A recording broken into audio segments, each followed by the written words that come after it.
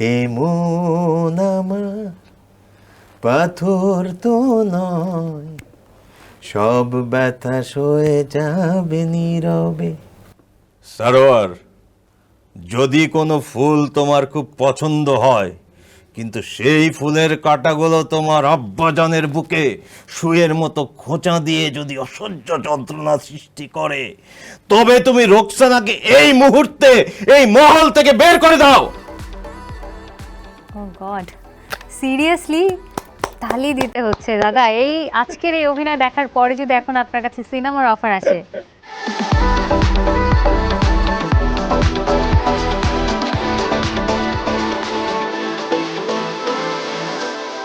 প্রিয় দর্শক, স্বাগত তারাবেলা আয়োজনে। তারাবেলা মানে একজন তারকার সঙ্গে আড্ডা হবে, এবং আজকে যার কথা বলবো, হ্যামিলনের বাঁশিওয়ালার কথা মনে আছে নিশ্চয়ই, যিনি সুরে সুরে বাঁশি বাজাতে চেয়েছিলেন, কণ্ঠের জাদুতে দুলিয়েছিলেন অসংখ্য হৃদয়। এরপরে শুরু হয় গানের রাজ্যে তার রাজত্ব। সঙ্গীতের প্রতি ভালোবাসা, সুরের মায়া তাকে প্রতিষ্ঠিত করেছে এক শ্রুতি মাধুর্যপূর্ণ ব্যক্তিত্ব হিসেবে। তার সঙ্গীত জীবনের যত কথা এবং সঙ্গীতের সমসাময়িক বিষয় নিয়ে বেশ কিছু বিষয় জানাতে এবং জানতে তারাবেলার স্টুডিওতে আজ তাকে আমরা আমন্ত্রণ জানিয়েছি, যিনি স্বীকৃতি হিসেবে দেশ বিদেশে সঙ্গীতের নানা মাধ্যম থেকে পেয়েছেন পুরস্কার।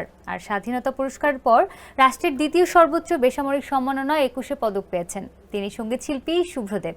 কথা বলবো তার সাথে, এবং সঙ্গে আছি আমি Sonia Rifat.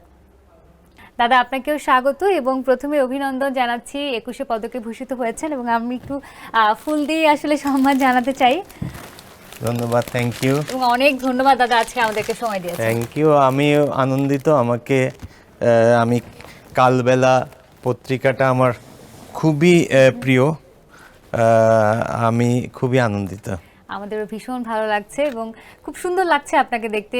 Thank blue you. Colour একটি শার্ট পরে থ্যাংক আছেন। You, thank you. দাদা, আমরা আমাদের প্রথম সেগমেন্টে চলে যাব। Sure. তার আগে একটু দর্শকদেরকে জানাই, দর্শক চলুন চলে যায় আমাদের প্রথম সেগমেন্ট ওয়ার্ড্রপে। ড্রেস আপ নিয়ে জানতে চাইবো, ওয়ার্ড্রপ যেহেতু প্রথম সেগমেন্ট আমাদের, ব্র্যান্ড এবং নন ব্র্যান্ড কোনো কি এর মধ্যে বাছ বিচার আছে, নাকি যখন যেটা পছন্দ? না, অ্যাকচুয়ালি আমি সবসময় আমার চোখে যেটা ভালো লাগে, তো সেরকমই আমি ব্র্যান্ডেড অনেক কিছু পড়তে পারি, বাট আমার চোখের দৃষ্টিতে, যেমন আমি একটা দেশে হোক বিদেশে হোক শপিং মলে বা কাপড়ের দোকানে অনেকক্ষণ ধরে খুঁজি আমার যেটা ভালো লাগে, যার জন্য বিশেষ করে দেশের বাইরে আমার বন্ধুরা আমার সাথে কোনো যেতে চায় না। আপনি শপিং প্রিয় মানুষ তার মানে। কারণ আমি একটা শার্ট হয়তো বা 2 ঘন্টা খুঁজে বের করি। এটা আমি এরকমই, খুব চুজি তার মানে। হাতে একটি ঘড়ি দেখতে পাচ্ছি দাদা, এটা কি গিফট পাওয়া না নিজের পছন্দ করে কেনা? না, এটা নিজেরই।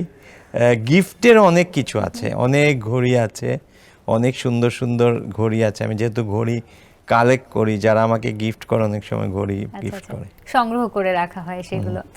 আর পোশাকের ক্ষেত্রে বলছিলেন চোখে যেটা ভালো লাগে, তারপরেও কমফোর্টটা কি বিচার বিবেচনা থাকে, নাকি শুধুমাত্র যেটা দেখতে ভালো লাগে? না, আমি মেইনলি এমনি শীতের সময় আমি স্যুট পরতে খুবই পছন্দ করি, খুবই।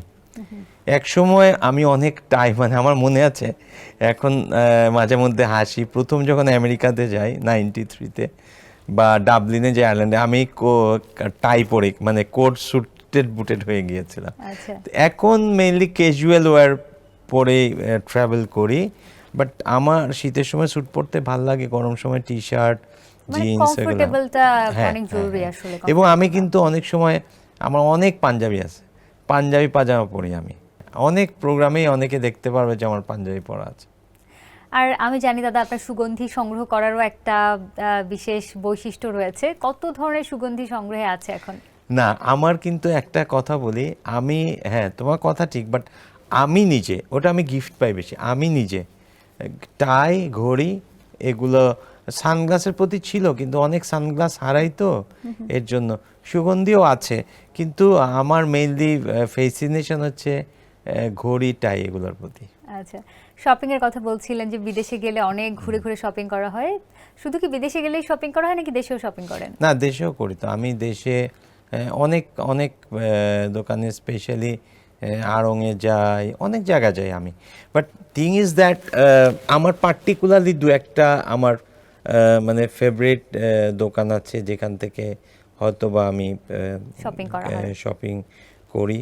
আর দাদা ঘড়ির কথা বলছিলেন যে ঘড়ি কালেক্ট করা হয়, সংগ্রহে রাখা হয়, কত ধরনের এবং কতগুলো ব্র্যান্ডের কি কি ঘড়ি আছে একটু জানতে চাই সংগ্রহশালার বিষয়ে। অ্যাকচুয়ালি আমি না কিছু যদি মনে না করো, আমি এই মানে আমি একটু আনকমফোর্টেবল ফিল করি। যেমন অনেকে আছে না, আমার এতগুলা রোলেক্স আছে, আমি এই জিনিসগুলো একটু আনকমফোর্টেবল ফিল করি। তবে আমি আমার একটা খুব ফেভারিট ঘড়ি আছে ট্যাগ হুইয়ার, যেটা খুবই রেয়ার। আমি আগে জানলে এটা পরে আসতাম। এটা পুরো ডায়ালে ক্রিস্টাল দেওয়া আছে, আছে। তো অনেক ধরনের ঘড়ি আছে, অ্যান্টিক ওটা কি আছে। নিজে সংগ্রহ করেছেন না গিফট না, পেয়েছিলেন? এটা একটা স্পেশাল গিফট। আমাকে আমেরিকাতে আমার খুব একটা আমার মিউজিক লাভার ওনারা দিয়েছিলেন এই গিফটটা। বাহ, তাহলে তো চমৎকার বিষয়। এবং আমার একটা ব্রেসলেট, আমি কিন্তু মানে অনেক ইন্টারেস্টিং। আগে তো গোল্ডের ব্রেসলেট, তো অটোগ্রাফ দিতে গিয়ে একবার খুলনায় নিচের থেকে নিয়ে চলে গিয়েছে এরকম। আমি কিন্তু অনেক কিছু হারিয়েছি, গলার চেন। এখন আমি খুবই কম। তা আমার একটা ব্রেসলেট আছে খুবই ভালো, এটা হোয়াইট গোল্ডের, এটা ডায়মন্ড বসানো।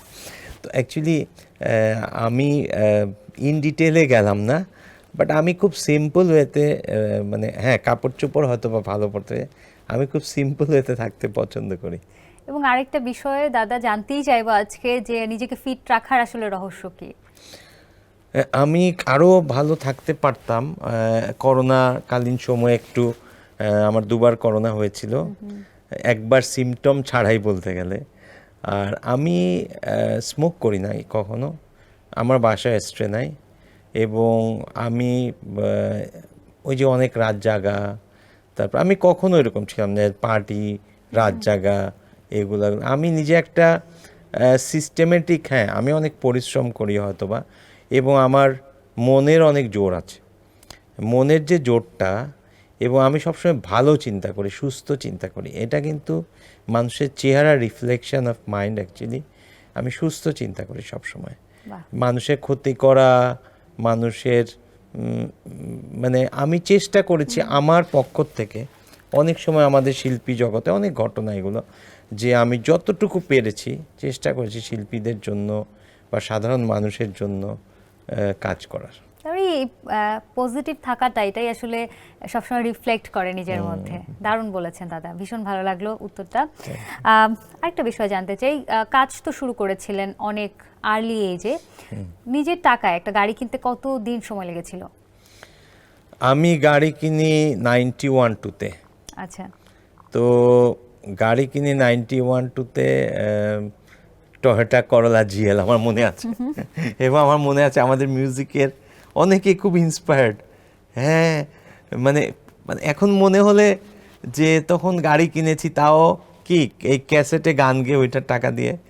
তো এটা ওই আমি তোমাকে শান বলে এলাম, অনেক দিনই লেগেছে। অনেক দিন বলতে তখন ক্যারিয়ারে কত বছর চলছিল? তখন চলছিল 84 থেকে, তো 7 ইয়ার্স। তার মানে বলা যায় 7 বছর লেগেছে একটা হ্যাঁ, 7 নিজের গাড়ি বছর কিনতে। লেগেছে। 7 বছর লেগেছে গাড়ি কিনতে। আর আমি প্রথম এটাও কিন্তু ক্যাসেট টাকা দিয়ে 97-8-এ আমি যখন অ্যাপার্টমেন্ট কিনি গুলশান একে, তো এটাও নিজের পরিশ্রমের হ্যাঁ গানের। নিজের অ্যাবসলিউটলি। এটা কিন্তু হ্যাঁ, এটা আবার মডেলিংয়েরও একটা আছে, পেপসি ইন্টারন্যাশনাল, সেটাও বলতে হবে, বাট গানেরও। বাহ, এটা একটা আলাদা স্যাটিসফ্যাকশন নিজের প্রফেশন থেকে আর্ন করা টাকায়। দাদা ওয়ার্ড্রোব সেগমেন্টে আমরা কথা বলছিলাম, সেগমেন্টটা শেষ করবো একটা এক্সক্লুসিভ প্রশ্ন দিয়ে। সেটি হলো আপনার ওয়ার্ড্রোবে এখনো এমন কোনো পোশাক হতে পারে বা যে কোনো গিফট যত্ন করে রাখা আছে যেটা আপনার গার্লফ্রেন্ড দিয়েছিল? আমার অ্যাকচুয়ালি অনেস্টলি বলি, আমার সাথে যার বিয়ে হয়েছে, ও যখন প্রথম মানে বিয়ের সব ঠিক হয়েছে, তার ঠিক আগে আগে একটা পাঞ্জাবি গিফট করেছিল। তার মানে আপনাদের কি রিলেশনশিপের বিয়ে ছিল না? না আচ্ছা। না না না, ওই পাঞ্জাবিটা এখনো আছে আমার কাছে। বাহ, একটা মিষ্টি একটা স্মৃতি আসলে। হ্যাঁ, এবং সেটা কোন জায়গায় দিয়েছে সেটাও বলে দিতে পারবো। সেটা হচ্ছে আমরা যেখানে আমাদের ছায়ানটে যে অনুষ্ঠান হয়, সেই যে মিন্টু রোডের এই সাইডে যে ঢোকার যে রাস্তা, ওখানে গাছ আছে, একটা বেলি রোডে ঢোকার যে রাস্তাটা ওইখানে তাদের গাড়িটা পার্ক করা ছিল, যেন আমিও গাড়ি দিয়ে এসে তারপর নিয়েছিলাম। আচ্ছা, তো দাদাকে তো তখন মানুষজন ভালোই চিনতো, মানে তখন তো অলরেডি আপনি হ্যাঁ, জনপ্রিয় একজন তখন আমি তো মানুষ। Well establish. হ্যাঁ, তো রাস্তায় এভাবে দেখা করাটা তখন তো নিশ্চয়ই একটা রাস্তায় আমি ছিল। দেখা করিনি, তো আমি জাস্ট টুক দ্য প্যাকেট। ওকে, মিষ্টি একটা স্মৃতি। কারণ অনেক তার ধন্যবাদ। কয়েকদিন পরে তো আমার বিয়ে হয়ে গেছে। একদম, অনেক ধন্যবাদ দাদা, খুব সুন্দর একটি স্মৃতি আমাদের সঙ্গে শেয়ার করলেন। এবং এরই মাধ্যমে শেষ হচ্ছে আমাদের ওয়ার্ড্রোব সেগমেন্ট। এবারে আমরা চলে যাব পরবর্তী সেগমেন্টে। শিওর। দর্শক চলুন চলে যাই আমাদের পরবর্তী সেগমেন্ট কিউরিয়াস টু নোতে। সেগমেন্টটার নাম শুনে নিশ্চয়ই বুঝতে পারছেন যে এটি শুধুমাত্র আমার কিউরিয়াস বা কিউরিয়াসিটি তা নয়, এটি আপনার প্রতি আসলে সাধারণ মানুষের, আপনার যারা ভক্ত আছেন তাদের সবার প্রশ্ন, তো তাদের হয়ে আমি প্রশ্নগুলো ঠিক করছি। আছে। প্রথম প্রশ্ন হচ্ছে, অনেক পদক জীবনে পেয়েছেন, কিন্তু এবারে পেলেন 21শে পদক। এটা নিঃসন্দেহে একটা নিজের জন্য একটা অনেক বড় প্রাপ্তি। একটু অনুভূতিটাই শুরুতে জানতে চাই। আমি বিশ্বাস করি বা আমি মনে করি, আমার এটা মনের কথা, আমার সবসময় মনে হতো মানে আমার অনেক ভক্ত কিন্তু পৃথিবী জুড়ে, কিন্তু এই কথাটা আমার শুনলে অনেকে অনেকভাবে নিবেন।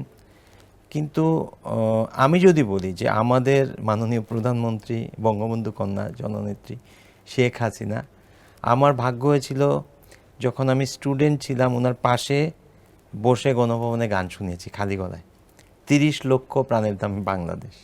আরেকটা জিনিস ইন্টারেস্টিং, অনেকে হয়তোবা জানেন না, আমি এই কথাটা আমি আজকে প্রথম কালবেলাতে বলছি, কারণ আমি নিজের বেলায় এই 1 মাসে আমি নিজের সম্বন্ধে অনেক কিছু বলে ফেলেছি। আমি তো নিজের কিছু বলতে চাই না। আমি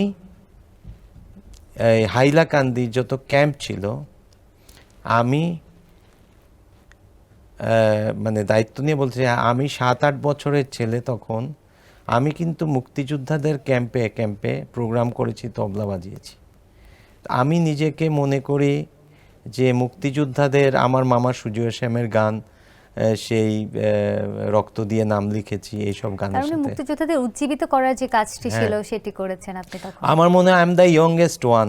আরও ছোট কেউ হতে পারে, বাট আমার মনে হয় 7 বছর বয়সে আমি এই কথাটা আজকে আমি বললাম, কারণ আমি নিজের সম্বন্ধে, এই যে তুমি আগের সেগমেন্টে বলছো, আমি একটু আনইজি ফিল করছি। নিজের সম্বন্ধে আসলে বলতে একটু লজ্জা লাগে, অনেস্টলি বলি। আপনি বলছিলেন সেই যে খালি গলায় গান শোনানো, তারপরে এই যে মুক্তিযুদ্ধের ক্যাম্পে তাদেরকে উজ্জীবিত করা, সেটিও তো আসলে পরোক্ষভাবে মুক্তিযোদ্ধায় অংশগ্রহণ করাও মুক্তিযুদ্ধতে। তো আপনার কি মনে হয় আরো আগে পাওয়া উচিত ছিল কিনা এই 21শে না, পদকটা? আগে পাওয়া উচিত ছিল। আমি মনে করি যে আমার একটা সময় গিয়েছে, আমি সেটা বলবো 91-এ প্রথম আমি মিউজিক ভিডিও বাংলায় প্রচার করি। 94-এ আমি কিন্তু সাউথ ইস্ট এশিয়ার যে 3টা দেশে জরিপ হয়েছিল, ভারতের জরিপে Aamir Khan got the highest vote, বাংলাদেশে আমি হাইয়েস্ট ভোট পেয়েছিলাম। এটা অনেকে জানে না জরিপ করে। এবং পাকিস্তানে আওয়াজ ব্যান্ডের lead vocalist, E was very popular ওই সময়, হারুন। ইউটিউবে সার্চ দিলে দেখা যাবে। আমরা 3জন কিন্তু সিলেক্টেড হয়েছিলাম এই সাউথ ইস্ট এশিয়ায়, আফটার মাইকেল জে ফক্স হলিউডে। তো এরপরে কিন্তু আমি কতগুলো কাজ করেছি যেটা খুবই, আমি বিদেশিদের কাছে, স্পেশালি ক্রিকেটের থিম সং 98-এ যেটা করেছি। 99-এ বিশ্বকাপ খেলতে গেল আসাদুজ্জামান নূর ভাইয়ের লেখা গুড লাক বাংলাদেশ, ওইটা গিয়ে মিছিল হয়েছিল। 2000-এ শহীদুল আজমের লেখা অফিসিয়াল টেস্ট থিম সং কিন্তু ক্রিকেটের বাংলাদেশ থেকে শুরু হয়েছে। আমাদের কৃতিত্বটা আমরা নিতে পারি না। আমি মনে করি এটা পুরো বাঙালির একটা গর্ব, কারণ ক্রিকেটে অনেক দেশ খেলছে। এবং ওই বছরই প্রথম বিবিসি এশিয়া টুডেতে আমার একটি সমাজ সচেতনতামূলক গান দেখায়, অ্যাওয়ারনেস, সৎ মানুষ কখনো অ্যাসিড ছোঁয় না, যেটা BBC Asia today acid survivors foundation থেকে ভিডিওটা নিয়েছিল এবং সেটা প্রচারিত। এটার লেখা এবং সুর আমার। সৎ মানুষ কখন, এখন দেখবে তুমি অ্যাসিড থ্রোয়িং খুব কম শুনবে, যে অ্যাসিড ভিকটিম, যে আগে কিন্তু অনেক হতো। এবং সেটা সচেতনতামূলক কাজ অনেক কাজে লেগেছে আসলে। এক্স্যাক্টলি। এখন আরেকটা কথা, ইউনেস্কোতে তুমি জানো আমাদের রিক্সা নিয়ে, আমাদের জামদানি নিয়ে কিন্তু আমাদের মাননীয় প্রধানমন্ত্রী অনেক কাজ করছেন সাফল্যজনকভাবে। জোয়ানা ক্রিক প্যাট্রিক একজন ডকুমেন্টারি বানান বিদেশি, উনি কিন্তু প্রায় 15-17 বছর আগে আমার কাছ থেকে ডকুমেন্টারির জন্য একটি গান নিয়েছেন, 3 চাক্কার পায়ের ধাক্কায় রিক্সা চলে রে, বাহ, আমার গান। দাদা একটু শুনতে চাই, আমরা অনেক গানের কথাই হলো, একটু একটু দুলান দুলান করে যদি গানগুলো একটু শুনি। আচ্ছা, এটা কুটি মনসুর সাহেবের লেখা, অত্যন্ত বিখ্যাত গীতিকার। আমার একটি গান সবাই জানে, বিধিরে মানুষের ভিতরে কেন বানাইলা অন্তর, এত সুন্দর লিরিক। তো এই 3 চাক্কার পায়ের ধাক্কায় জোয়ানা ক্রিক প্যাট্রিক নিয়েছিল, আমি 2 লাইন গাচ্ছি। 3 চাক্কার পায়ের ধাক্কায় রিক্সা চলে রে, দেহ ইঞ্জিন সারা দেহ রইদে জ্বলে রে, রইদে চলে রে, রইদে জ্বলে রে। বাহ, একদম খুব টাচি, হৃদয়ের হ্যাঁ, খুব কাছাকাছি touchy, খুব একটা touchy। গান, খুব টাচি। দাদা, এই যে একটা সময় যাচ্ছে, ভীষণ আনন্দের সময়, এত আসলে নতুন একটা সময় পার করছেন 21শে পদক প্রাপ্তির পরে, অনেক ইন্টারভিউস হচ্ছে, অনেক অভিনন্দন পাচ্ছেন, পাশাপাশি কিছু সমালোচনাও হচ্ছে যেগুলো আমরা দেখতে পাচ্ছি, এই বিষয়ে আপনার মন্তব্য কি? অ্যাকচুয়ালি সমালোচনা দিয়ে কিন্তু আমার কেরিয়ার শুরু। এখন আমি যদি একটা কথা বলি, এটা বললে হয়তো বা অনেকে, সবার প্রতি রেসপেক্ট নিয়ে, পেপসি ইন্টারন্যাশনাল যখন জরিপ করলো শিল্পীদের নিয়ে, তখন আমার নাম প্রথমে আসলো। এটা তো আমার দোষ না। না, আপনি নিঃসন্দেহে মানে অসম্ভব জনপ্রিয় ছিলেন তখন। না, এটা একটা বাংলাদেশের ইন্ডাস্ট্রিতে যেসব আমি কাজ করেছি, আজকে যে এই ভিতটা তৈরি করা, অনেকে কিন্তু লিখেছে যারা জানে, প্রফেশনাল ভিতটা কিন্তু আমি তৈরি করে দিয়েছি। মিউজিক ভিডিও প্রথম আমি করেছি, স্যাটেলাইটে প্রথম আমি মিউজিক ভিডিও করেছি, এটা কলকাতার কোনো আর্টিস্ট করেনি। চম্পাবতী, কানের সুবর্ণা আমাদের পপ স্টার ওয়াজ মডেল, চম্পাবতী প্রায় 1 মাস দেখিয়েছিল, এবং তখন আজকের কাগজের মতো পত্রিকায় একেবারে ফুল পেজ আমার শুভ্রদেবের বিশ্বজয় কাভার হয়েছিল। অ্যাকচুয়ালি নিজের কথা বলতে খুবই খারাপ লাগে, তবে যারা অনেকে বলেছেন তাদের প্রতি আমার শুভ কামনা। 21শে পদকটা যারা জুরি বোর্ড, তাদেরকে সবার প্রশ্ন করা উচিত, তারা অনেক বিজ্ঞ। এখানে কিন্তু সবাই একটা ভুল করছে, সিনিয়রিটি জুনিয়রিটি বা এটা দিয়ে। এখন আমি একটা কথা বলি, অনেকে জানে না, আমার অ্যালবাম কিন্তু, আমাদের কিন্তু 4 জনের অ্যালবাম, অ্যালবামের দিক দিয়ে 3 জন মাত্র আমার সিনিয়র। কে অ্যালবাম বের হওয়া, সুয়েব ভাইয়েরটা প্রথম বের হয়েছে, আর 6 মাসের মধ্যে আমাদের 3 জনেরটা বের হয়েছিল। কিন্তু মিউজিক ওয়ার্ল্ডে আমি কি কন্ট্রিবিউশন করলাম, আমি কি দিয়ে গেলাম, বা আমি ইন্টারন্যাশনাল কি করলাম, সেটার উপর। আমি খালি গান গাইলেই তো আমি পদক পাবো না। আমাকে মাদার টেরেসা দিয়েছে ইন্ডিয়াতে, যেটা আমাদের প্রথমে পেয়েছিলেন আমাদের মাননীয় প্রধানমন্ত্রী। হ্যাঁ, আমি হয়তো বা 20 বছর পরে পেয়েছি। তো এটা কিন্তু তারপরে অনেকে পেয়েছেন, আমাদের অনেক পার্সোনালিটিরা পেয়েছেন। তো আমি সবার প্রতি শ্রদ্ধা রেখে বলতে চাই যে যারাই যা বলছেন তাদেরকে ইতিহাস জানতে হবে, হিস্ট্রি জানতে হবে, মিউজিক ওয়ার্ল্ডের, আমাদের বাংলাদেশ মিউজিকের হিস্ট্রি জানতে হবে, এবং সবার প্রতি আমার শুভ কামনা। নিশ্চয়ই দাদা, খুব সুন্দর করে এক্সপ্লেন করেছেন, আসলে এর থেকে বোধহয় আর বেশি করে বলার প্রয়োজন নেই, খুবই সুন্দর করে বলেছেন। যে প্রসঙ্গ, মানে যে গানটির কথা বলছিলেন, সেই গানটি আমি অনেকক্ষণ ধরে ভাবছিলাম বলবো যে দাদা গানটি হয়ে যাক একটু, আমাদের শ্রদ্ধেয় প্রধানমন্ত্রীকে যে গানটি শুনেছিলেন খালি গলায়। ও আচ্ছা, ঠিক আছে। এই গানটা হচ্ছে, 2টা গান এখানে আছে। আমি কিছুদিন আগে একটা শুনিয়েছি, যেটা গণভবনে, যেটা আর যেটা লুৎফর রহমান রিটন, উনি এবার পেয়েছেন, এটা আমি শোনাচ্ছি, কারণ এটা ভাষার মাসে এই গানটা খুবই ভালো লাগবে।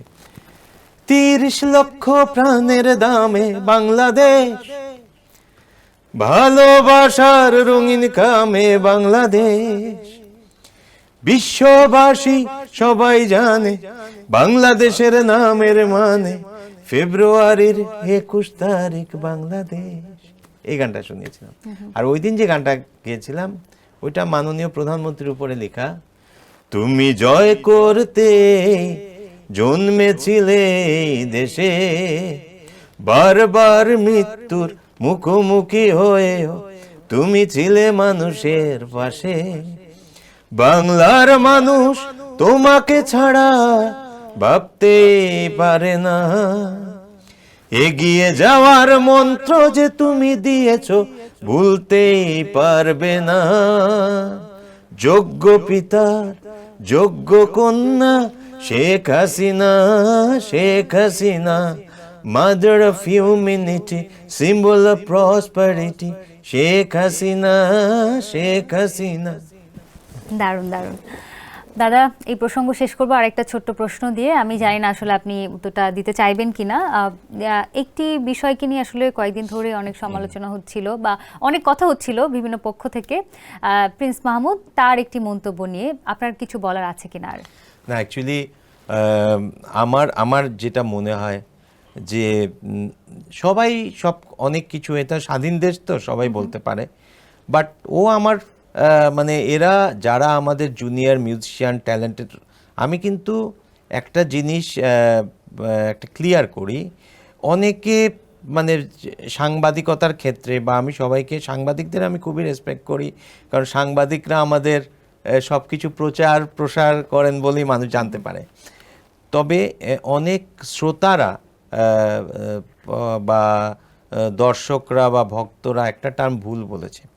লেভেল কথাটা আমি মিন করেছি, আমি স্পষ্ট বলি, ও তো আমাদের জুনিয়র, 1 নম্বর। 2 নম্বর হচ্ছে আমরা যখন খুবই লাইমলাইটে, তখন ওরা একেবারেই নতুন এবং আমাদের গান করার জন্য ওর একটা, আমি কিন্তু মিক্সড অ্যালবামে গান করতাম না, ওই প্রথম কিন্তু আমাকে জোর করে মিক্সড অ্যালবামে গান করেছিল।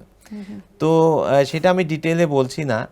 তো অ্যাকচুয়ালি মানে অনেক সময় মানুষের অনেক ধরনের ফ্রাস্ট্রেশন আসতে পারে, দুঃখ আসতে পারে, সেইটা ক্ষমা সুন্দর চোখে দেখাই কর্তব্য। আমি মনে করি আমার যারা ভক্তরা, আমার অনেক ভক্তরা, অনেক শুভানুধ্যায়ীরা, উনারা আমার কাছ থেকে একটু এই ধরনের কমেন্ট হয়তো বা আশা করেন। আমি সফট মাইন্ডেড মানুষ, কিন্তু অ্যাট দ্য সেম টাইম আমি একটু হলেও ন্যায়ের পক্ষে। আমি মিউজিককে আমার রিলিজিয়ন মনে করি, মিউজিক নিয়ে আমি কথা বলি। আমার যেটা, আমাকে যদি আজকে মানে মনে করেন আব্দুল হাদি মামা, শেখ সাদি মামা, শেখ সাদি খান মামা, ইভেন আমাদের যারা একটু সিনিয়র, তারাও যদি আমার সম্বন্ধে কোনো কিছু বলতেন, আমি কোনো কিছু মাইন্ড করতাম না। সঙ্গীত হচ্ছে গুরুমুখী বিদ্যা, এর শেষ নাই কিন্তু। আমি তো এখনো শিখছি। সমুদ্রের যেরকম তল পাওয়া যায় না, সঙ্গীত এরকম। তো আমি আসলে আমি কারো প্রতি আমার কোনো হার্শ ফিলিং নাই, এবং প্রিন্স ও ট্যালেন্টেড, হয়তো বা একটা সময় ওর কোনো কারণে বলেছে, আমি এটা আর এখন আর মনে রাখি না। গান তৈরির বিষয়ে একটু জানি। এখন তো গান করা হচ্ছে, কি কি বিষয় মাথায় রাখা হয়? কারণ এখন তো সময় বদলেছে, আগে যেভাবে রেকর্ড করতেন অনেক মিউজিক অ্যারেঞ্জমেন্ট নিয়ে, এখন তো আসলে পুরো ব্যাপারটাই পাল্টে গেছে, প্রযুক্তির যুগ চলে এসেছে। না, আগে আমরা, ইউ আর অ্যাবসলিউটলি রাইট, আগে আমরা 30 জন, আমি যখন ইন্ডিয়াতে রেকর্ড করতাম অ্যাকোস্টিক্স, 30 জন 35 জন মিউজিশিয়ান নিয়ে আমি কাজ করতাম। আর বাংলাদেশেও আমি সব টপ লেভেলের মিউজিশিয়ান, স্পেশালি আমি বলবো আমাদের মাইসের আমার অত্যন্ত প্রিয় বন্ধু Manam Ahmed, one of the international standard keyboardist, Selim Haider ভাই, এরা আমাদের সাথে কাজ করতেন।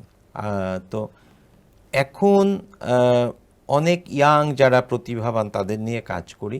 আমি কিন্তু একটু সময়ের সাথে, তুমি খেয়াল করবে, আমি কিন্তু আমার সেই র্যাপ করেছি আজকে থেকে 20 বছর আগে।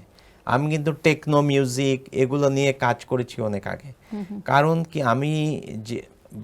আমি একটা কথা বলি, 93-তে আমি প্রথম ম্যানহাটানে, আমেরিকায়, যেখানে মিউজিক ভিডিও এডিটিং হতো এবং ওরা গ্র্যামি অ্যাওয়ার্ড পেয়েছিল, নেক্সাস, ওইখানেও আমি 93-তে ভিজিট করেছি। কারণ আমার সবসময় গোল হচ্ছে ইন্টারন্যাশনাল, সত্যি কথা যে বাংলাদেশের বাংলা গানকে আন্তর্জাতিকভাবে প্রচার করা।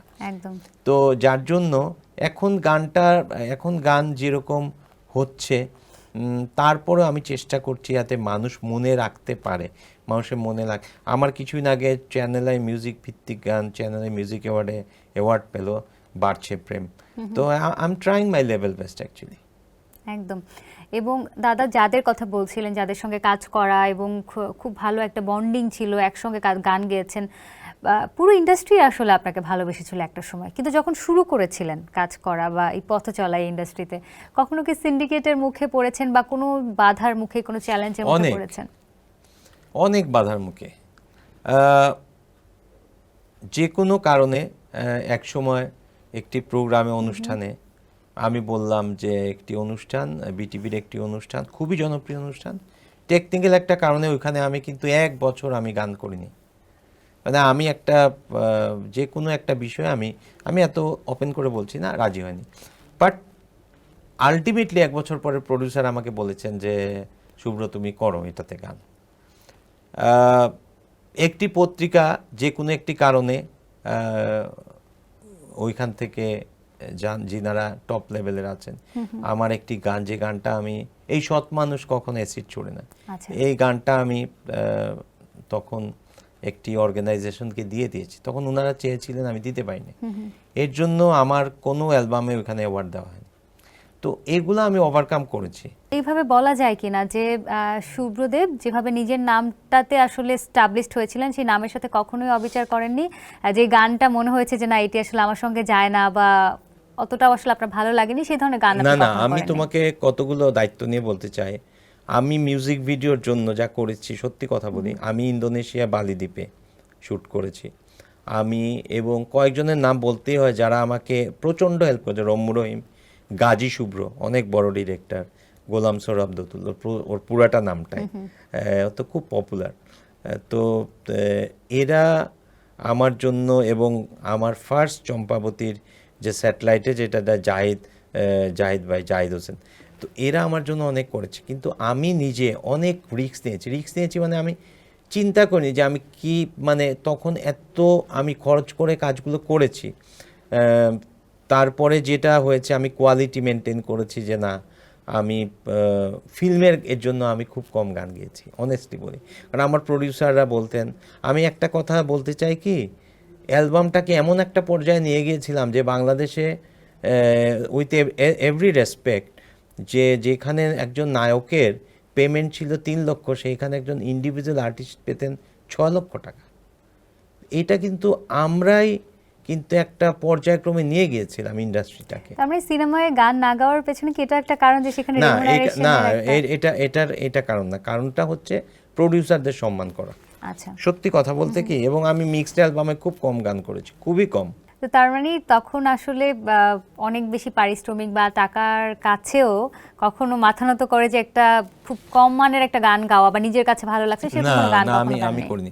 80-90 দশকে যে গানগুলো হতো, সেই জৌলুসটা আসলে এখন কেন হারিয়ে গেছে? কারণ এখন তো আরো ভালো হওয়া উচিত, যেহেতু অনেক বেশি এখন ইকুইপমেন্টস অ্যান্ড প্রযুক্তির ব্যবহার হচ্ছে। কি মনে হয়?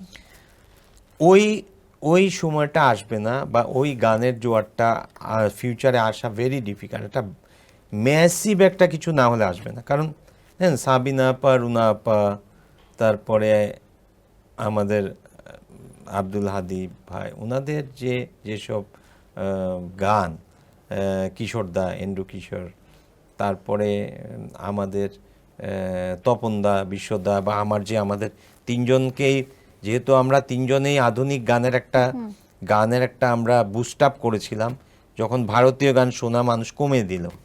তো এই যে গানগুলো, এই গানগুলার কিন্তু আবেদন, এটা বিশাল ব্যাপার। গানের যে প্রতিষ্ঠানগুলো ছিল যারা হয়তো এখানে অর্থলগ্নি করতেন, তারা এখন বেশিরভাগই দেখছে যে নাটকের দিকে ঝুঁকছে। এটা আসলে কেন? এখন ডিফারেন্ট, অ্যাকচুয়ালি ডিজিটাল প্ল্যাটফর্মে ডিফারেন্ট হয়ে গিয়েছে। বাট আমি জানি যে এখানে সব শিল্পীরাই এখন প্রডিউসার, বলতে গেলে সব শিল্পীরাই এখন, সিঙ্গাররা তাদের নিজের ইউটিউব চ্যানেল, নিজের স্টুডিও, যার জন্য আগের সিনারিও আর এখন কিন্তু অনেক ডিফারেন্ট। পুরোনো দিনের গানগুলো সংরক্ষণের কোনো বিষয় নিয়ে কি ভাবছে? কারণ যারা ইন্ডাস্ট্রিতে কাজ করতেন, যারা অনেক নতুন নতুন তখন গান রিলিজ করতেন, সেই পুরোনো দিনের গানগুলো নতুন করে সংরক্ষণ করা। আমাদের অ্যাকচুয়ালি আমি খুব আনন্দিত, আমি ওটা ট্রাস্টি মেম্বার, সিএমও আমরা পেয়েছি, official international license, copyright management organization. আশা করছি আমরা এটা সংরক্ষিত করতেও পারবো, এবং আর্টিস্টরা তাদের ন্যায্য মুনাফা, রয়্যালিটি পাবেন। এটা সামনে শুনতে পারবে, অনেক চেঞ্জ হবে বাংলাদেশে, বিদেশের মতন সব আর্টিস্টরা খেয়ে পরে বেঁচে থাকতে পারবে। একদম। এবং দাদা, আমরা যে সেগমেন্টে ছিলাম কিউরিয়াস টু নো, এই সেগমেন্টের একটা খুবই গুরুত্বপূর্ণ প্রশ্ন, কারণ অনেকেই আসলে এই প্রশ্নটা জানতে চেয়েছে। এই প্রশ্নটার উত্তর নিয়েই আমরা আসলে এই সেগমেন্ট শেষ করব, সেটি হলো রাজনীতিতে আসার ইচ্ছা আছে কিনা? না, আমি কিন্তু প্রথম থেকে আমি একটা জিনিস ক্লিয়ার করি, আমি কিন্তু অনেক আগেই আমি রাজনীতিতে একটা ভালো পজিশনে থেকে আমি ইলেকশন করতে পারতাম, যেহেতু আমার বাবা মা সিলেটের, আমার বাবা মায়েরই অনেক ভোট, কারণ ছাত্র ছাত্রী অভাব নাই। যারা আমাকে, আমার বাবাকে চিনেন, আমার বাবার অনেক বিখ্যাত ছাত্র ডাক্তার ফরাসউদ্দিন সাহেব থেকে শুরু করে ডাক্তার মনজুরুল ইসলাম, অর্থনীতিবিদ মামুনুর রশিদ, লন্ডনের রকিব ভাই, এরা মানে প্লাস জিয়াউদ্দিন ডাক্তার, অনেকে, আমি নাম বললেই যে হিউজ নাম আসবে, প্রায় 10 থেকে 12 জন অ্যাম্বাসেডার, আরও বেশি বাবার ছাত্র। আমার ফ্যামিলির থেকে আমার বোনরা কোনোদিনও এগুলো পছন্দ করে না, মানে কি, ওরা ইনসিকিউর মনে করে যে তোমাকে সবাই ভালোবাসে, ঠিক আছে, তুমি কেন তুমি এই ইলেকশন করবা, তুমি এতে করবে। বাট আমি জানি না ভবিষ্যতে যদি মন চেঞ্জ হয়, আই ডোন্ট নো, বাট এখন পর্যন্ত আমি ইচ্ছে নেই। অনেক ধন্যবাদ দাদা, এবং অনেক প্রশ্নের উত্তর নিয়েছি আমরা, যেগুলো আসলে সাধারণ মানুষ বা আপনার ভক্ত যারা আছে তারা জানতে চায়, এবং এরই মাধ্যমে শেষ হচ্ছে আমাদের সেগমেন্ট কিউরিয়াস টু নো। আমরা চলে যাব পরবর্তী সেগমেন্টে। শিওর। দর্শক চলুন চলে যাই আমাদের পরবর্তী সেগমেন্টে। আমাদের পরবর্তী সেগমেন্টের নাম মিমিক্রি। শুরুতেই জানতে চাই একটা ছোট প্রশ্ন দিয়ে, যে কোন গান দিয়ে মিউজিক ইন্ডাস্ট্রিতে প্রবেশ করেছিলেন? সাজের রঙে রঙিন আকাশ, বিদ্যুৎ করে গানটা লেখা, শুনি, কবিতার মতো না এবং শুনে। পান্না দাসের সুর।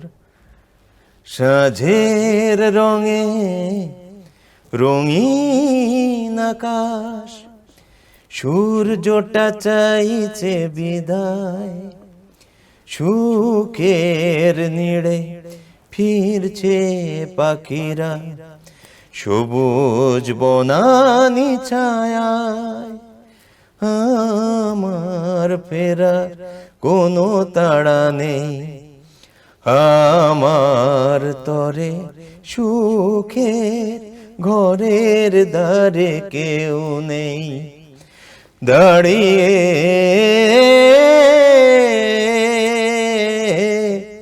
সাজের রঙে রঙিন আকাশ, সূর্যটা চাইছে বিদায়। অনেক কঠিন গান, অনেক সুন্দর গান। দাদা নাটকে অভিনয় করেছেন, কোন একটা ডায়লগ, যে ডায়লগটি আপনার মনে এখনো দাগ কেটে আছে, শুনতে চাই। নাটকে অভিনয় করেছি, সত্যি টেলিফিল্মে অভিনয় করেছি। তো আমি অ্যাকচুয়ালি করিমুন্নেসা, শাকুর মজিদ ভাইয়ের একটি নাটক করে টেলিফিল্ম করেছিলাম। আর নার্গিস আক্তার, উনার আমি অনেকগুলো করেছি, সবার নাম এখন বলছি না। নার্গিস আক্তার, নার্গিস আপার করেছিলাম পাতালপুরীর গল্প। তো ওইখানে আমার একটাতে পূর্ণিমা ছিল এগেনস্টে, আর একটাতে তারিন। তো সিলেটি ভাষায় ছিল করিমুন্নেসা। তো করিমুন্নেসার একটা ছোট্ট ডায়লগ আমি বলছি আর কি, মানে আমার যতটুকু একটু মনে পড়ছে সেটা বলি, যে আমি দেখছি তুমি আমার দিকে চাইলে, আমার যে কষ্ট ইতা খালি আমি জানি। আমি মানে পুরাটা ঠিক বলতে পারলাম না, কারণ it's very difficult to memorise, যতটুকু মনে আছে। দাদা বাংলাদেশে তো নেগেটিভ রোল যারা প্লে করে, নিশ্চয়ই কাজ দেখা হয়, নাটক বলি বা সিনেমা বলি, কার কাজ ভালো লাগে, কার অভিনয় নেগেটিভ রোল? নেগেটিভ রোলে অ্যাকচুয়ালি ফিল্মে এখন দুজনের ভালো, যদিও দীপজল ভাই হয়ে গেছে এখন নায়ক, মিশা সওদাগর। আগে আমার ছোটবেলায় সবচেয়ে আমার প্রিয় শিল্পী ছিলেন গোলাম মুস্তাফা, সুবর্ণা মুস্তাফার ফাদার, উনি আমাকে অনেক স্নেহ করতেন, গোলাম মুস্তাফা। আচ্ছা দাদা, তাহলে অনেকের নাম তো চলে এলো, একটা ডায়লগ শুনবো, কার ডায়লগ শোনাবেন? ডায়লগ এখন ইজ ডিফিকাল্ট, এদের ডায়লগ আগে তো মানে ফিল্মের ডায়লগ, মানে আমি আসলে খুব এগুলো ফলো করি কম, হ্যাঁ, তো ফলো করি কম, এর জন্য আমাকে ডায়লগ বললে আমি তো পাস করব না। ঠিক আছে, তাহলে একটা কাজ করি, পর্দায় আপনাকে কয়েকটা ডায়লগ দেখাই, সেটি আমাদেরকে মিমিক্রি করে দেখাতে হবে। দাদা, প্রথম ভিডিওটা আপনাকে দেখাচ্ছি এবং এটি শ্রদ্ধেয় হুমায়ুন ফরিদের একটি ডায়লগ। জিনিসের দাম বাড়লে পাবলিক আন্দোলন করব। আমি তখন আটানা কমায় দেবে, পাবলিকও খুশি, বাজার কমিটিও খুশি। ঠিক আছে, আমি ট্রাই করি। জিনিসের দাম বাড়লে পাবলিকও আন্দোলন করব। আমি তখন আটানা কমায় দিলে পাবলিকও খুশি, বাজার কমিটিও খুশি। চেষ্টা দারুণ, করলাম দারুণ। আর কি। খুব মজা হয়েছে এবং আমার কাছে তো মনে হলো যে মানে খুব কাছাকাছি, ভালোই হয়েছে। না, ফরিদি ভাই অনেক বড় অ্যাক্টর ভাই, হ্যাটস অফ, আমার অনেক কাছের মানুষ ছিলেন। একদম, এবং আপনিও যে অভিনয় করতেন সেটি কিন্তু নতুন করে আমার মনে বসতে পারো, আমার এই হাতটা ধরতে পারো। দারুণ, দারুণ, এবং এই দীর্ঘশ্বাস মনে হচ্ছিল একদম কলির হৃদয়ে পৌঁছে গেছে। ভীষণ ভালো ছিল দাদা। এবার আমরা পরবর্তী ভিডিওটা দেখাচ্ছি। সরোয়ার, যদি কোনো ফুল তোমার খুব পছন্দ হয়, কিন্তু সেই ফুলের কাঁটাগুলো তোমার আব্বাজানের বুকে সুইয়ের মতো বিধে অসহ্য যন্ত্রণা সৃষ্টি করে, রুকসানাকে এই মুহূর্তে মহল থেকে বের করে দাও। চেষ্টা করছি। সারোয়ার, যদি কোনো ফুল তোমার খুব পছন্দ হয়, কিন্তু সেই ফুলের কাঁটাগুলো তোমার আব্বাজানের বুকে সুইয়ের মতো খোঁচা দিয়ে যদি অসহ্য যন্ত্রণা সৃষ্টি করে, তবে তুমি রোকসানাকে এই মুহূর্তে এই মহল থেকে বের করে দাও। সিরিয়াসলি তালি দিতে হচ্ছে দাদা। এই আজকের এই অভিনয় দেখার পরে যদি এখন আপনার কাছে সিনেমার অফার আসে, কি করবেন? আমি একেবারে এনজয় করি না, কারণ আমি পেপসি ইন্টারন্যাশনাল অ্যাড করার পরে অনেক মানে ইভেন রাজীব কাপুর সাহেব উনারা একটা পূজা পাঠের সাথে আমি সিনেমা এনজয় করি না অ্যাকচুয়ালি। সিরিয়াসলি দাদা, আপনি এই ধরনের অফার ফিরিয়ে দিয়েছেন? আমি সিনেমা এনজয় করি না। কেন? এটা তো আমাদের জন্য অনেক বড় একটা ব্যাপার হতো, বাংলাদেশকে নতুনভাবে রিপ্রেজেন্ট করা হতো। দাদা, দারুণ ছিল মিমিক্রি সেগমেন্টটা, আমি ভীষণ উপভোগ করেছি। একটু জানতে চাই সর্বশেষ, বাবা মায়ের কোনো একটি কথা, উপদেশ হতে পারে বা আদেশ হতে পারে, যেটি সব সময় চলার পথে আপনি মাথায় রাখেন, মনে রাখেন। বাবা মা সবসময় বলতেন যে মন দিয়ে লেখাপড়া করার জন্য, এইটাই, মন দিয়ে লেখাপড়া করবে, মন দিয়ে পড়াশোনা করবে, এটাই। বাহ, দুইজন শিক্ষক শিক্ষয়িত্রী। অনেক ধন্যবাদ দাদা। এবারে আমরা চলে যাব আমাদের পরবর্তী সেগমেন্টে। শিওর। দর্শক, চলুন চলে যাই আমাদের পরবর্তী সেগমেন্ট আর্টসে। বুঝতে পারছেন যে এখানে আমাদের ক্যানভাস আছে এবং অনেক কালার পেন্সিল আছে। তো আমি ক্যানভাসটা একটু ঘুরিয়ে দিই যে এই ছবিটা দেখে এই ছবিটার মতো করে একটা ছবি আপনাকে আঁকতে হবে। হ্যাঁ, শিওর। দাদা, ছবি আঁকা তো অলরেডি শুরু করে দিয়েছেন। ছবি আঁকতে আঁকতে আমি কয়েকটা ঝটপট প্রশ্ন করবো, ঝটপট উত্তর চাই। সঙ্গীত শিল্পী না হলে কি হতেন? সঙ্গীত শিল্পী না হলে ক্রিকেটার হতাম। সুযোগ পেলে সঙ্গীতের কোন দিকটিকে পরিবর্তন করতে চান? পরিবর্তন করতে চাই যারা ওই বিভিন্ন এফেক্ট দিয়ে গান গাচ্ছে, এক নাম্বার, সেটা আমি চাইবো যে মানুষ যাতে অরিজিনাল গলা বুঝতে পারে, সেই প্রচেষ্টাই করা উচিত। বাংলাদেশের কোন শিল্পীকে আপনার ভালো লাগে? আমি অত্যন্ত ভক্ত আছি এবং থাকবো নিয়াজ মোহাম্মদ চৌধুরী, সুবীর মামা, সুবীর নন্দী, এই দুজন। ওকে, সিনেমায় আপনার প্রথম গান কোনটি এবং সেই গানটির জন্য কত টাকা সম্মানী পেয়েছিলেন? সিনেমায় প্রথম গান হচ্ছে রাম রহিম জনের, আমি বলেছি রাম রহিম জন। এটা আমাদের অত্যন্ত বিখ্যাত সঙ্গীত পরিচালক সত্য শাহ মামার, এবং লেখা ছিল গাজী মাজরান মামার। তখন খুব সম্ভবত 3000 টাকা পেয়েছিলাম, খুব সম্ভবত। আচ্ছা দাদা, জীবনের এই পর্যায়ে আসতে যদি অবদানের কথা বলি, কার অবদান সবচেয়ে বেশি, বাবা নাকি মায়ের? বাবা মার অবদান তো আছেই, কিন্তু আমি যেটা বলবো অনেস্টলি, সেটা হচ্ছে আমার ভক্তদের অনেক অবদান। আমার ভক্তরা এবং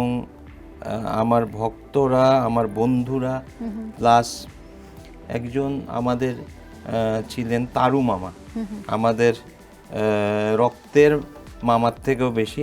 তারু মামা আমাকে প্রথম বলেছিল যে শুভ্র, তুমি মানে হয়তো ইমোশনাল, তুমি সুবীরদের রকমের, মানে সুবীর মামার কথা, আরো বড় হতে হতো তুমি সিঙ্গার হইতে পারবা, এটা তারু মামা আমাকে বলছিল।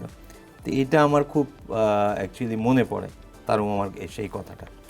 আচ্ছা, সংগ্রহে কতগুলো অডিও ক্যাসেট রয়েছে?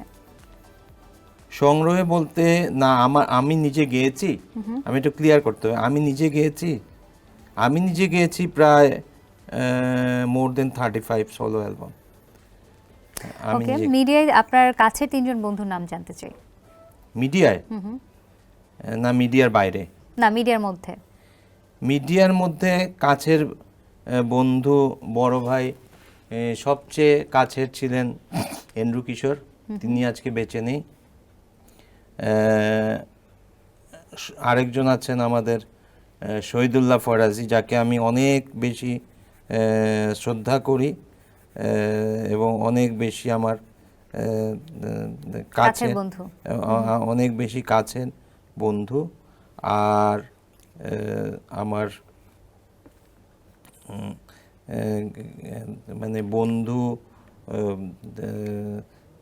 মানে এটা কি, আমি তো অবশ্য সিনিয়র জুনিয়র কোনো ইয়ে না, আর ছিলেন আমাদের মানে কাছের বলতে একদম ডাই হার্ড, যার সাথে আমার অনেক ভালো এবং অনেক ক্লোজ সম্পর্ক ছিল, সেটা হচ্ছে আমাদের মানাম আহমেদ মাইলসের। এবং মানাম আহমেদ আমার অনেক গানের সবচেয়ে বেশি গানে আমার মানাম আহমেদ আমার সাথে বাজিয়েছেন সবচেয়ে বেশি গানে। আচ্ছা দাদা, জীবনের প্রথম প্রেম কত সালে, কোন ক্লাসে এবং তার নাম? এটা একদমই স্কিপ করা যাবে না, আজকে জানতে চাই। হ্যাঁ, প্রথম প্রেম হচ্ছে ক্লাস 7, 8, 9-এ। আমি ছিলাম তখন সিলেটে। নাম কি তার? মানে আমার নাম না, যার প্রেমে পড়েছিলেন। প্রেমে পড়েছে তার নাম ভুলে গেছি, খুব সম্ভবত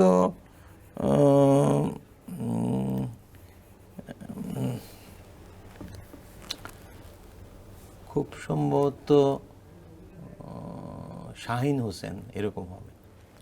শাহিন হোসেন একজন মেয়ের নাম? হ্যাঁ। আচ্ছা, আমি তো ভয় পেয়ে হ্যাঁ, যাচ্ছিলাম। শাহিন মেয়ের নাম হয় না?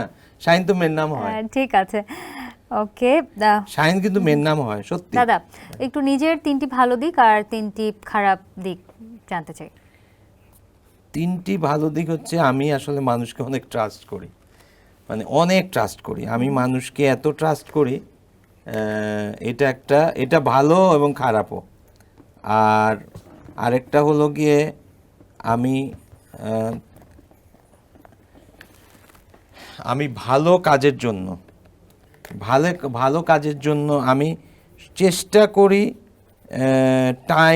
টাইমিং, আমি চেষ্টা করি টাইম মেনটেন করার, যে কোনো শুটিং, যে কোনো কিছু টাইম মেনটেন করতে চেষ্টা করি। দাদা, ভালো দিক বলছিলেন, এবার খারাপ দিক। খারাপ দিক হচ্ছে আমি অন্যায় একেবারে সহ্য করতে পারি না, এবং আমি রাগই কম, কিন্তু রাগলে অনেক রেগে যাই। আচ্ছা, আরেকটা? এবং আরেকটা হচ্ছে গিয়ে যেটা, আমি খালি জিনিস হারাই। সর্বশেষ কি হারিয়েছেন? সর্বশেষ হারিয়েছি অনেক দামি একটা সানগ্লাস। দাদা, এবারে আমি কয়েকজনের নাম বলবো যাদের সঙ্গে হয়তো আপনার বেশ ভালো সখ্যতাও রয়েছে। নামগুলো শোনার পরে আসলে যে শব্দগুলো মাথায় আসে এক কথায় বলবেন, ঠিক আছে? প্রথম নাম নিজের সম্পর্কেই, সুপ্রদেব। সুব্রদেব সবাইকে বিশ্বাস করে। জেমস। অত্যন্ত বড় হার্টের মানুষ, পাগলাটে মানুষ, অত্যন্ত বড় হার্টের। Ayub Bachchu. One of the best guitarist in the world. Asif Akbar. পাগলা, আত্মা অনেক বড়। শাকিলা জাফর। আমার দেখা মতে বাংলাদেশের 5-6জন টপ লেভেলের সিঙ্গারের মধ্যে। রুনা লায়লা। রুনা লায়লা হচ্ছে she is the true legend, এবং যাকে সবচেয়ে বেশি বিশ্বের মানুষরা চিনে বাংলাদেশ শিল্পী হিসেবে। সুবীর নন্দী। সুবীর মামা হচ্ছে ট্রু ক্লাসিক, মানে এত ভালো মানুষ এবং এত ক্লাসিক একটা গায়ক, ভেরি রেয়ার। সাবিনা ইয়াসমিন। সাবিনা আপার সাথে আমি খুব ভাগ্যবান। সাবিনা, ইয়াসমিন, শুভ্রদেব নাইট সিঙ্গাপুরে যখন প্রথম হয় 93-তে, আমি অনেক ছোট ছিলাম, দেন মিডল ইস্টে অনেক। সাবিনা আপার এত বাংলা হিট গান আছে, আর মানে বাংলা হিট গান এত কোনো সিঙ্গারের মনে হয় না। দারুণ, অনেক ধন্যবাদ দাদা। এবং ছবি আঁকতে আঁকতে আমরা প্রশ্নগুলো নিচ্ছিলাম, বাট প্রশ্ন শেষ হওয়ার আগে ছবি আঁকা শেষ হয়ে গেছে, অনেক এক্সপার্ট। তো দর্শকদেরকে দেখাই, দর্শক দেখুন শুভ্রদেব দাদা কি চমৎকার করে ছবিটি এঁকেছেন। পাশাপাশি যে ছবিটি তাকে আমরা দিয়েছিলাম দেখার জন্য, সেটিও আপনারা দেখতে পাচ্ছেন, একেবারে মানে কি বলবো আর, অসাধারণ, দারুণ হয়েছে দাদা, অনেক ধন্যবাদ দাদা। তাহলে আমরা পরবর্তী সেগমেন্টে চলে যাই। দর্শক চলুন চলে যাই আমাদের পরবর্তী সেগমেন্ট ইনডোর গেমসে। এখানে দেখতে পাচ্ছেন অনেক কিছু সাজানো গোছানো রয়েছে, অনেকগুলো চিরকুট, একটা পিক করতে হবে, এখানে যেটি লেখা থাকবে সেটি আমাদেরকে করে দেখাতে হবে, গান হতে পারে বা যে কোনো কিছু। এখান থেকে অনেক কালারফুল পেপার রোল করা আছে, একটা পিঙ্ক কালার পিক করেছে দাদা। দাদা কি প্রিয় কালার পিঙ্ক? না, আমি পিঙ্কটা দেখতে ভালো লাগলো।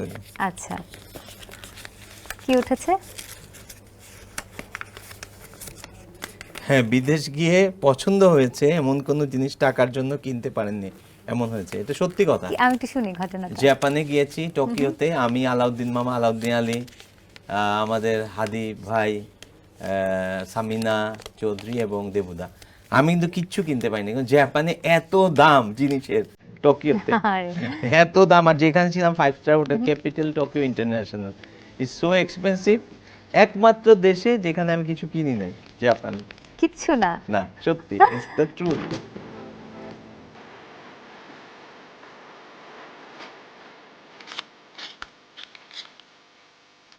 জীবনের লক্ষ্যে পৌঁছাতে পেরেছেন? অবশ্যই না।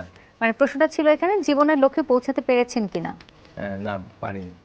কারণ আমার তো লক্ষ্যটা এখন পর্যন্ত, মানে আমি যেটা চাই যে বাংলা গান গ্র্যামি অ্যাওয়ার্ড পাক, সেটা হয়তোবা নেক্সট জেনারেশন পারবে, বাট আমার মনে হয় না লক্ষ্যে পৌঁছাতে পেরেছি। আচ্ছা, আমরা আরেকটা চিরকুট নিয়ে এখান থেকে, ওকে, কি আচ্ছা, আছে? এটা আমি আরেকটা কালার নেই। ওকে, আমিও এক্সাইটেড দেখার জন্য এবার কি আসে। একদিনের জন্য আপনাকে প্রধানমন্ত্রী করা হলে কোন 3টি কাজ করবেন?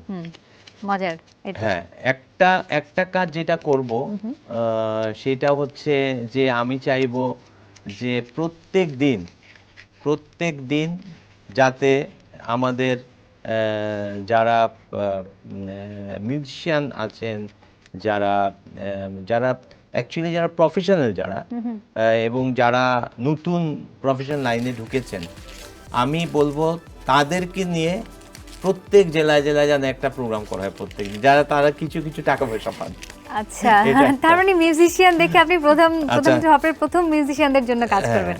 পরে দ্বিতীয় কথা হচ্ছে যে এই যে রেডিওতে অনেকবার গান বাজে, এই যে টিভিতে অনেকবার গান বাজে, এগুলা যাতে রয়্যালিটি পান, এটা হচ্ছে 2 নম্বর। আর 3 নম্বর হচ্ছে যে একটা জিনিস ব্যান করা উচিত, যার জন্য অনেক অ্যাক্সিডেন্ট হচ্ছে, যে কেউ যদি রাস্তায় হাঁটতে, ট্রেন লাইনের কাছে হাঁটতে, বা মানে একমাত্র ফুটপাথ ছাড়া মুভমেন্টের সময় কেউ যদি মোবাইল ফোন ইউজ করে, তাকে ফাইন করা। কারণ এর অনেক প্রাণহানি হয়েছে কিন্তু। কারণ যখনই আমরা ট্রেন লাইন, তুমি দেখবে অনেকগুলো কিন্তু নিউজ আছে কয়েক বছরে, অ্যাক্সিডেন্ট হয়েছে, মোবাইল দেখে দেখে যাচ্ছে, অ্যাক্সিডেন্ট, মোবাইল টিপে টিপে যাচ্ছে, প্রায় এগুলো যেন না হয়, সচেতনতাটা বাড়ুক। কিন্তু দাদা মানে আমার আসলে দর্শক, মানে আমি একটু হতাশ, একজন প্রধানমন্ত্রী হয়ে যদি প্রথম 3টি কাজ এই 3টি হয়, তাহলে এত বড় বড় সমস্যা দেশে আছে, সেগুলো কি হবে? কেন জানো? এইটাই তো, তুমি এই প্রশ্নটা করবে আমি জানি, কারণ আমাদের যিনি প্রধানমন্ত্রী আছেন, ইনি এতই এফিশিয়েন্ট, এতই আইকিউ সমৃদ্ধ, উনি মানে এর জন্যই আমি এই 3টা বললাম, উনি তো সবই করছেন। এর জন্য আপনি অনেক বুদ্ধিমান দাদা। আমি আর এই প্রসঙ্গে না যাই, আমরা পরের আরেকটা চিরকুট নিব, এবং এবার আমার পছন্দের একটা পিঙ্ক কালার হোক। আচ্ছা,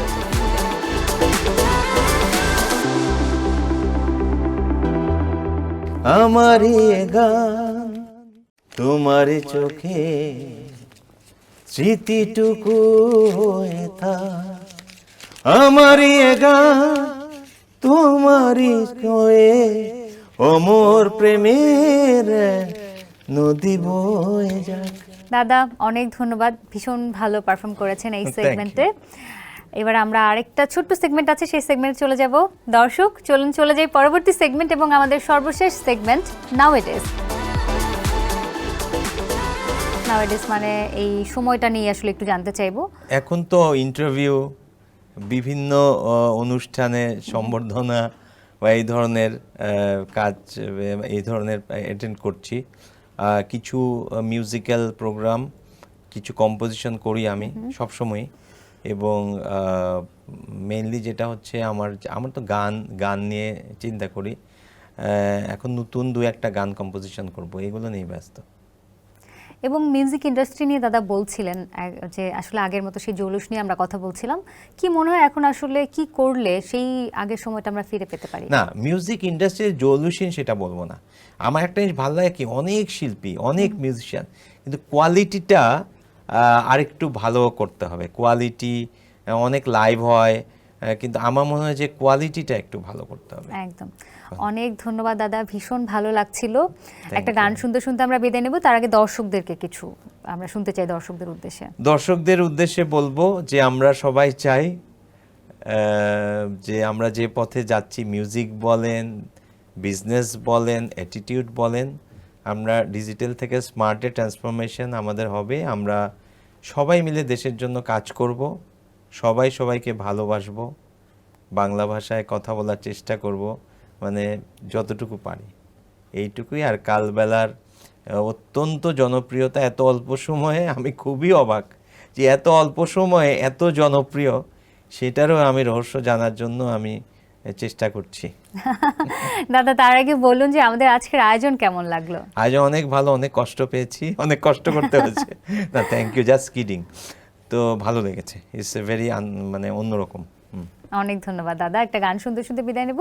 বাড়ছে প্রেম আমার অন্তরে, তোমার সব কিছুই আমার মন কাড়ে। তুমি জানো না, ও তুমি বোঝো না, তোমাকে আমি ভুলি কি করে। বাড়ছে প্রেম আমার অন্তরে, সূর্য ডুবে গেলে চাঁদ ওঠে আকাশে, তোমার চুলে গন্ধ ভাসে বাতাসে। আমি পাগল পাগল হই, তবু তোমার কথা কই। তুমি ভুলে যেও না গো আমারে, বাড়ছে প্রেম আমার অন্তরে। ট্রেন্ডিং এর বাজারে অভিজ্ঞতা যে সবসময় দামি, তা আরও একবার প্রমাণ করেছেন সঙ্গীত শিল্পী শুভ্রদেব। দর্শক, এই ছিল তারাবেলার আজকের আয়োজন। দেখা হবে আগামীতে নতুন কোনো অতিথিকে সঙ্গে নিয়ে, জানতে এবং জানাতে পারবো তার রঙিন জীবনের বাইরের জীবন সম্পর্কে। সেই পর্যন্ত ভালো থাকুন, সুস্থ থাকুন, থাকুন তারাবেলার সঙ্গে।